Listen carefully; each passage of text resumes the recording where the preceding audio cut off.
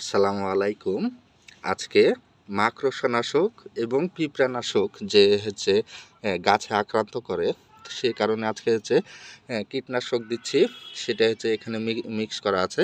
তো এটা হচ্ছে 2 লিটারের জার। এটা তো অর্ধেক 1 লিটারের বেশি আমি পানিতে লোড করে রেখেছি এবং হচ্ছে 1 কাপের কিছুটা কম হচ্ছে মাকড়সানাশক এবং পিঁপড়ানাশক যেটা কীটনাশক আছে ফাইটার নামক এবং ছত্রাকনাশক। এটা হচ্ছে এশিয়াই গ্রুপের। তো এটি এখন আমরা দিয়ে দেবো। এটা 1 চিপির একটু কম দিতে হয়, 1 চিপির একটু কম দিলে পরে একটু ভালো হয়। তাহলে পরে কী হবে যে হচ্ছে তার পরিমাণটা সঠিক হবে। সেটা হচ্ছে একটি একটি করে দিতে হবে। এখন হচ্ছে এটির কালারটি দেখুন কি কালার আসবে। এটা হচ্ছে সাদা কালারের রঙের চলে আসলো, দেখেন সাদা কালার রঙ। তো এখন হচ্ছে এটা দিয়েও আমি দিয়ে দিলাম। এটা সাদা রঙটি দেখানোর জন্য আসলে এই কাজটি করলাম। এখন যেহেতু হচ্ছে পানি দেওয়া লাগবে, কিছুটা পানি কম আছে, এর জন্য পানিটা দিয়ে নেব আমরা এভাবে সাদা পানি, ফ্রেশ পানি। তো এটা 2 লিটার পর্যন্ত হচ্ছে কমপ্লিট হতে যতটুকু পানি লাগবে ততটুকু পানি ব্যবহার করতে হবে। এই যে 2 লিটার হয়েছে এখন পরিমাণ হয়ে গেছে। এখন হচ্ছে 2 লিটারটি হয়ে গেছে। এখন হচ্ছে এটার মুখটি আমরা ঢেকে ফেলবো এবং স্প্রেটি রেডি করে ফেলবো। হ্যাঁ, তো এটা যখন হচ্ছে এমনিতেই ঝাঁকানো লাগবে না, কারণ হচ্ছে এমনিতে যখন এটা যখন পাম্প করা হবে তখনই এটা মূলত হচ্ছে কমপ্লিট হয়ে যাবে, যে হচ্ছে একটির সাথে আর একটি মিশ্রণটি ঘটে যাবে।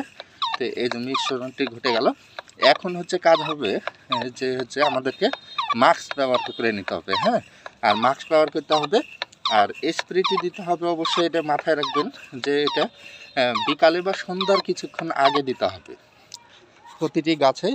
বিকালের টাইম অথবা সন্ধ্যার কিছুটা আগে দিতে হবে। এখন হচ্ছে স্প্রে করা, এই যে এখন হচ্ছে স্প্রেটি করা হয়েছে।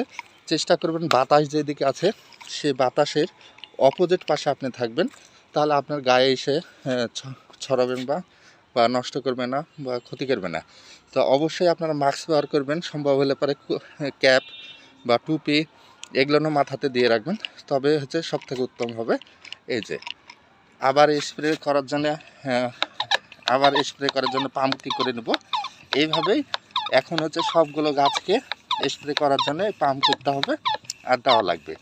তো হচ্ছে বিকাল টাইমে স্প্রেটি করার কারণ আছে একটি, সেটা হচ্ছে যে কোনো গাছে পোকামাকড় আক্রান্ত করে কিন্তু বা আক্রমণ করে সন্ধ্যার পরে বা সূর্য ডুবে যাওয়ার পর। পোকামাকড়গুলো সূর্য ডুবে যাওয়ার পর থেকে কিন্তু গাছকে আক্রমণ করতে আসে এবং গাছের পাতা বা ছত্রাক বা এক কথা হচ্ছে তারা আসলে খাবারটি খেতে আসে। তো তাদের যে খাবার প্রয়োজন হয়, সেই কারণে তারা খাবারটি খাওয়ার জন্য সন্ধ্যার পর থেকে আসলে গাছকে আক্রমণ করা শুরু করে। তো আর কিছু উপকারকারী প্রাণী আছে, যেরকম হচ্ছে প্রজাপতি আছে, তারপরে আছে মৌমাছি। এরা হচ্ছে ফুলকে পরাগায়ন করে, আর ফুলকে পরাগায়ন করার জন্য এরা আসলে বিকালের পর থেকে আশাবদ্ধ করে দেয়। প্রজাপতি আছে, এরা কিন্তু বিকাল হাত থেকে আর আসা যাওয়া করে না। এরা সকাল থেকে প্রায় বিকাল পর্যন্তই এরা যাতায়াত করে বা তারা তাদের ছত্রাকের